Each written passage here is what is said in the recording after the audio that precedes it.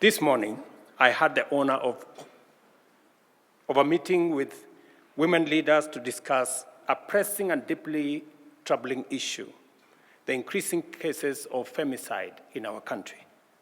The stories of lives tragically cut short and families shattered by this vice demand our immediate and urgent action. It is a stark reminder that we must act swiftly and decisively to protect the lives and the dignity of every woman and girl in Kenya. We know that every 4 out of 5 women killed is out of intimate partner violence, which means that our women are being killed in places they consider safe. I send my condolences and those of these leaders standing here with me to those who are in pain today because of these tragic events. I commend the women leaders for their commitment and the practical proposals and solutions that they have put forward to end this scourge. This challenge requires the combined efforts of government, religious leaders, parents, teachers, civil society, and all citizens of goodwill. Protecting our daughters, sisters, and mothers begin at home, in our communities, and through all other institutions. Let me reiterate that the government, in its women's agenda, is explicitly committed to ending all forms of violence. As leaders, we are united in the resolve to ensure that justice is swift and efficient. I have instructed the criminal justice actors to execute their mandate without delay, holding perpetrators of femicide fully accountable.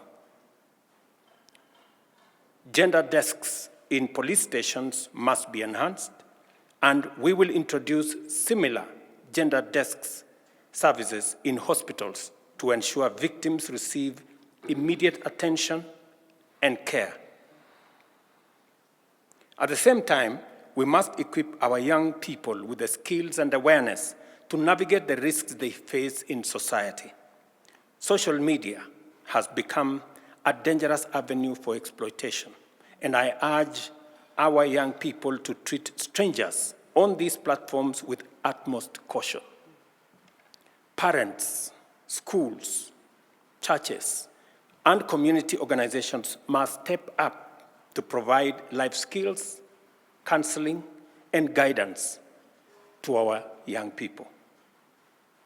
We urge religious leaders, too, to use their platforms to speak positively about women leadership, women engagement, and help congregations understand that women's rights are also human rights, creating a positive environment for women and our children.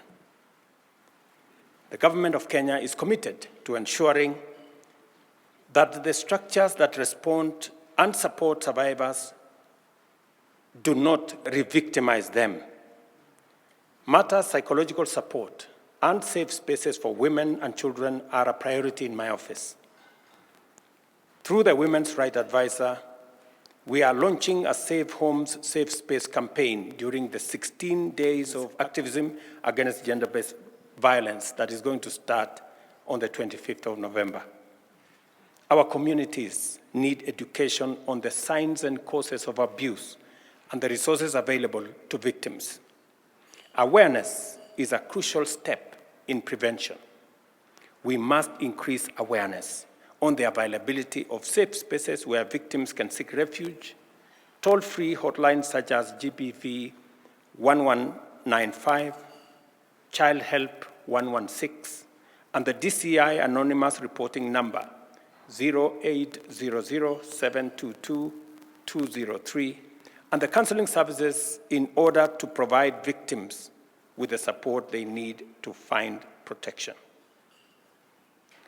As we approach the 16 days of activism against gender-based violence, the women leaders standing here have agreed to embark on a nationwide awareness campaign to confront this vice head-on.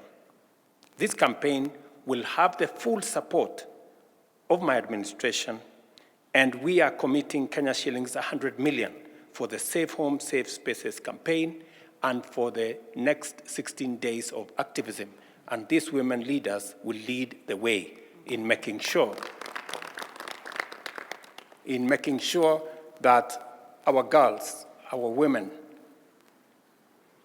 are made aware of the dangers they face, especially when they engage with strangers, when they engage with people in social media, in strange places, with strangers.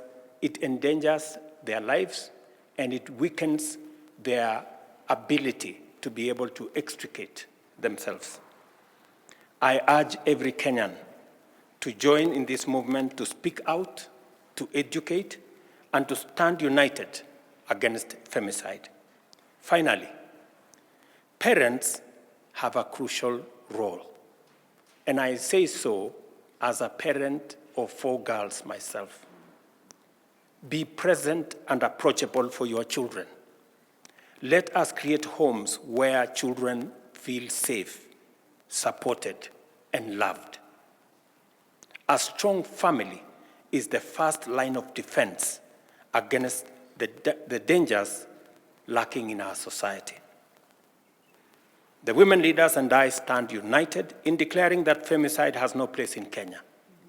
Together, as a nation, through our concerted efforts, we shall eradicate this vice.